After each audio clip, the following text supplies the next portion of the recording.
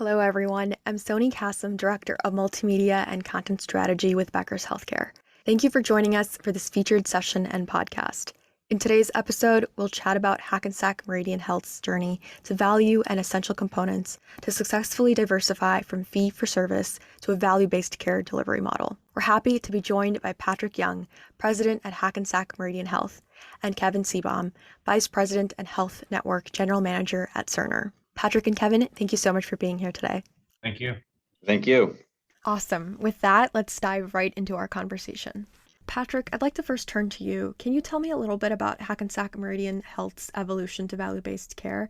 And sort of a two-part question, what kicked off your journey and where are you now? Sure. So Hackensack Meridian Health has really been in the value-based space for nearly a decade. We have had three very successful MSSP plans with about 80,000 members. Our total shared savings over those three plans about $247 million. We were actively participating in the Comprehensive Joint Replacement Program, one of the first to actually participate in it. And our savings in that's about $7.7 million over the last 4 years. So, we've really taken a view that moving to value is a critical component for us. About 7 years ago, we started Hackensack Meridian Health Partners, which is our clinically integrated network. And we now have 4,600 participating physicians, of which about 80% are independent. And our shared savings in 2020 was $40 million. And we collected care coordination fees of another 16 million. So we really believe in value and how you can work on improving the quality of care while lowering the cost simultaneously. And it's really been about our journey. And we've had partners like Cerner and Lumeris who've really been our partners in this journey as we've moved forward. And we've really, philosophically have taken a very definitive position on our contractual terms with the payers to really promote value and ensure that it's not a bend the trend model. It's really about how do we improve the quality of care while lowering cost. And we've tied it to a overall lower medical loss ratio, which incorporates revenue in that model. And by doing that, we've been able to uniformly coordinate the quality metrics across all of the plans that we work with. We set the quality metrics, and we've also had shared savings where we actually are receiving 70 to 75% of the shared savings without taking any downside risk. So we really think we've developed a model that is sustainable and has produced the results that we need. And we share a lot of our savings with the primary care physicians and the specialists who are partners in this endeavor. That's fantastic. Thank you for sharing the numbers there. It really helps to illustrate the progress. Kevin, I'd like to turn to you next. Hackensack Meridian Health has made great strides to adopt value-based care. Can you talk to me about the future of value-based care and how adopting this model, much like HMH, will better prepare organizations for the future? Sure. Thanks for the question. I'm personally very excited about the future and where value-based care is headed. I think at the macro economy level, there is intense pressure to reduce the rate of growth of healthcare spending. All the payers, the government, employers, consumers are all pushing back on the rate of healthcare cost increases. CMS continues to support value-based care. It's expressed goals around 100% of Medicare providers being two-sided risk arrangements by 2025 and is aimed for half of its Medicaid and commercial contracts to be in those models during the same period. So I think there's a lot of great trend there. At the provider level, I think there's a real benefit to thinking through and activating strategies in the space and to do so with some level of urgency. The fee-for-service model is vulnerable to shifts in demand. We saw this during the pandemic. So as you think about the future, diversifying your payment models is a hedge against rapid changes in demand. In value-based care, the volume of activity doesn't drive payment, right? You receive a regular recurring payment. The predictability of that payment, I think, is a really important benefit. Providers also find that the capabilities that they need to perform in value-based care arrangements are actually transferable to other lines of business, including their fee-for-service book.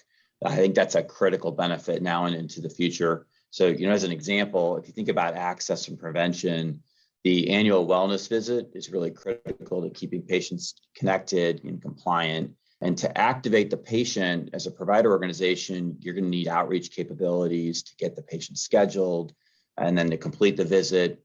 During the visit, you're going to want to identify and put plans in place to address gaps in care. You'll also want to complete detailed documentation on the patient's health status and their needs. And some of these patients are going to require a referral, right? Either to a specialist or post-acute provider. Increasingly, there's some type of social service or referral. So if you think about this at the health system level, all these capabilities, outreach, gap closure, coding and documentation, referral patterns are critical in a value-based care arrangement, but they're also important as you think about service line performance and revenue growth in the fee-for-service. And then finally, I think if you think about how provider organizations are timing the entry into value-based care, I think there's an incentive to join early as opposed to delay. There's some evidence that experience matters. So provider performance appears to improve as they learn to manage risk, right? Year one, or year two, they do better than in year one. They do better in year three than in year two. Second, payers may set target prices using regional trends. So cost and quality benchmarks are based on that peer performance. So the longer you wait, the further behind your peers you may be in the performance curve. And finally, each iteration of value-based care seems to come with greater downside risk. So it reduces your risk to begin your journey early, to learn and gain experience while that downside risk is less pronounced. So long-term, I think all provider organizations need a robust strategy in value-based care. It's here to stay. It will increase in importance. I think there's real benefit to starting now, as the capabilities you need for success in value-based care have benefit to all populations and all payment models, both now and in the future. Got it. So clearly, laying the groundwork is essential with value-based care. Can you both share how technology plays a pivotal role in an organization's value-based care journey? Patrick, would you like to go first? Technology is critical in order to really be able to be successful at value-based care. If you don't have useful information, it's really difficult for you to have a meaningful impact on the quality of care of the patients that you're providing care to. And at HMH, we have a technology stack that has Epic as our front end. That's our EMR across our entire network. But our EMR Epic feeds into Cerner Healthy Intent. So it Cerner aggregates all of the data, it normalizes that data, and then it makes that data useful for us to work with our physicians in a bi-directional way in which we can push them information around care gaps. They can provide information back to us that those care gaps have been satisfied through Cerner Healthy Intent. And then that data that Cerner is receiving from Epic, we're also sending information from the payers, so claims information. We're getting lab information. We're getting pharmacy information. And that's combining us and giving us the opportunity to normalize it and then making it useful data. And it's critically important because that information is now being fed into Lumeris, who's our other strategic partner, and they work very closely with Cerner and their Maestro product. And that data then is being analyzed, and we're pushing that information back out to our care coordinators who are providing care in the physician practices, and we're identifying members who are high risk. We're actually reaching out to members that may be having an event that the member doesn't even understand is taking place, but because we're able to identify certain quality factors and some predictive analytics, it's been really critical for us to reach out to those individuals. So really think we have a unique opportunity here to improve the quality care while lowering costs. And working with Cerner, we have another partner called Elkay. And in New Jersey, 80% of the physicians are independent. So there's a lot of electronic medical records out there that are different in each practice. So with Elkay, Cerner's working with us to go into those practices and pull that information directly right from the physician practices system, so that the physician practices don't even need to do the work. That information is feeding right into Cerner as another vehicle. And I think, we have about 80 practices that are on there right now. We continue to add to that. So there's a lot of ways in which technology is really the cornerstone, because if you don't have useful information, it's really hard for you to manage the patients and improve the quality care and lower costs at the same time. It seems like having all that data is beneficial for all parties involved and helps to streamline processes. Absolutely. Kevin, is there anything that you'd like to add? On the technology front, it's likely your network is going to have multiple electronic health records. You're going to have a bunch of connected devices, multiple administrative systems, and a bunch of other technology, all of which store information that you need to both understand and address the needs of your patients. So, a solid data foundation is essential. You've got to be able to access a diverse set of data, right? Clinical, financial, and increasingly social. You've got to link that data across time and location to create a single patient record. We call this a longitudinal patient record. And then that data foundation has to create a portrait of the patient that allows you to understand, assess, and manage that individual. You got to keep your workforce in one system. That is really a key to driving adoption, satisfaction. They don't want to be switching between systems as they manage either their individual patients or the aggregate population. So it's really critical that the technology infrastructure allows you to push insights into the workflow, regardless of the technology footprint deployed in that venue. And we're really proud to have Hackensack Meridian Health as a partner for our Maestro offering. As they started to advance their network strategy, as Patrick said it well, that there were dimensions that were relevant to how they wanted to design and activate that network that went beyond the scope of their acute facility and physician footprint. And we were really proud that Cerner's Healthy Intent became a key technology enabler of how they thought about bringing together not just their diverse set of electronic health record data, but over 140 data sources. Healthy Intent is vendor agnostic. It's architected to coordinate care, and it's in production use at over 180 clients. And as Patrick mentioned, we partner with Lumeris to provide a total solution offering, Healthy Intent technology plus value-based care services that we call Maestro. Maestro, both the technology and services, is working with Patrick and his team to advance a set of really important business objectives around patient experience, management of venues of care, non-traditional role strategies in the care team, and working to improve quality gap or to increase performance in areas like quality gap closure. We view this partnership, this Maestro partnership, and the work we're doing with partners like Hackensack Meridian as really a network enabler to win the zip code, but also to activate strategies, not just in the MSSP area where many provider organizations are in their market today, but also to create meaningful strategies that extend into Medicare Advantage as well as the commercial category. Thank you, Kevin. It seems like harnessing the technology is vital in healthcare. Now, since we're talking about the network, Patrick, I'd love to hear more about how your tech stack has given your network the opportunity to dive deeper into social determinants of health and how that plays into value-based care.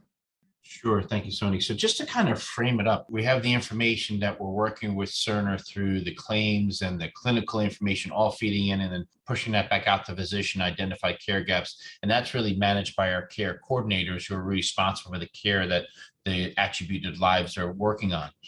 Simultaneously, about a year and a half ago, we decided we wanted to invest significantly in social determinants of health. And we formed a division under me called HMH Healthy Connections. And that is our social determinant of health area in which we really focus on the non-clinical. So if you think about it, we have a technology stack through Epic, through Cerner, and then Lumeris. And of the 250,000 attributed lives, working with Cerner and Lumeris, we identified about 10,000 individuals who we believe have social issues, pulling social information and combining that with the clinical information. Now we're working with those individuals. So we have community health workers who are working with the care coordinators and the physician practice to optimize the quality of care and ultimately the quality of life of that individual. If an individual leaves a hospital and they can't get to the doctor for their follow-up visit, or a doctor prescribes a medicine and they don't have a refrigerator, we believe that in order for us to optimize the care of individuals, you have to go beyond the normal clinical standards and you have to start looking at the social issues that have as great an impact on individuals as any clinical issue. But when you combine those two together, you get incremental improvement in the quality of life of that individual, the quality of life of their family, but you do need to have that technology to support it. And we're just excited that Cerner and Lumeris are working with us to identify ways in which we can reach out to individuals and address their social issues in addition to their clinical issues, and really about improving the quality of the person's overall well-being in life. Awesome. So basically, these partnerships with Epic, Cerner, Lumeris are advantageous for helping individuals with both their social and clinical issues. Absolutely. So I'd like to talk about the future as well. We're seeing how healthcare isn't just taking place in hospitals. Where do you see the future of home care and value-based care interacting? So at HMH, we believe that home care is a critical component of the total coordination of care. And about 4 or 5 months ago, actually, the home care division at HMH has been put under population health. Michelle Mendelson is the leader of that area, and she's done a phenomenal job. That's DME, it's skilled nursing, it's home care, private duty nursing, and it's really a combination of what happens to individuals after they leave the hospital, and how is the world changing. And people are finding that they want to have care at home, and so the discharged nurses who are part of population health are working with the care coordinators and working with the home care division to move individuals directly to their home. With CJR, people used to go into a rehab facility for some time. Now individuals, through the program, are going right from the hospital, right from the procedure or the surgery center, and going right to home. And then you're going to have the home care team take care of that individual. Individuals have higher levels of satisfaction, a reduction in readmission rates, a reduction in infection rates. So we think home care is a critical component in us improving the quality of care and lowering costs. And in the future, we are working right now on the medical home, because we think ultimately individuals will be moving out of the hospitals and providing, care with the technology that we have, so that you can monitor those individuals, have nurses stop by, have doctors stop by where appropriate, treat the patient in the comfort of their own home. And we really do believe that's the future. And it's something that we very much are committed to at HMH. Thank you. Kevin, would you like to jump in with anything? Oh, sure. I mean, at Cerner, we're seeing increasing focus from patients and providers to incorporate the home into care models. Patient interest in care at home isn't new, right? There were just business, technology, and staffing issues that made it a challenge. Value-based care provides a really significant tailwind for the home. On the technology front, technology is going to be a critical enabler of care at home. Within the home, you see growth of digital health management, remote patient monitoring, and other technologies that allow care teams and patients to communicate in real time. These technologies collect patient-reported outcomes asynchronously. They monitor escalating risks. They can flag patients requiring immediate attention. Today, that technology remains largely skewed towards point solutions, though in the future, I expect patients, particularly those with chronic conditions, will have access to a more complete and integrated set of digital health tools.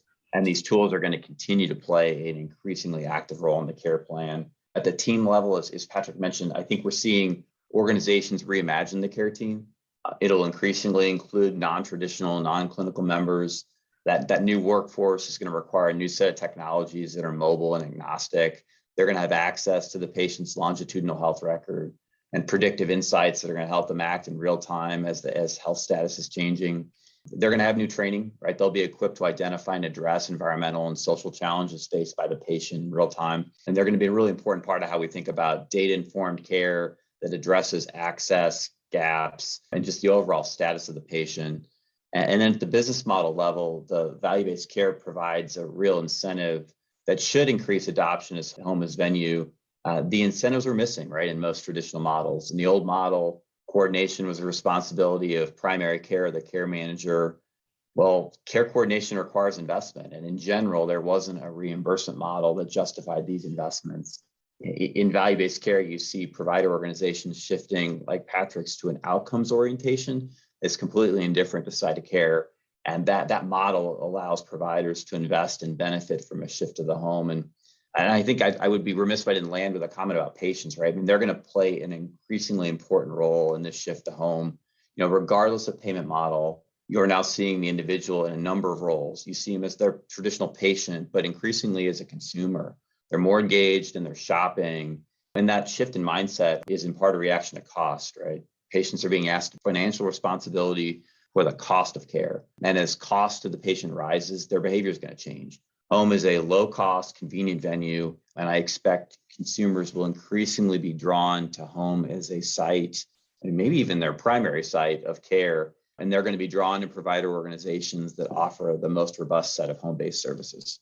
So the big takeaway here is that the future of home care is bright, and that's only going to make value-based care better and better for individuals. Yes, absolutely. So what is your contracting approach and the formation of your Medicare Advantage program like? So, this has been a 3-year journey.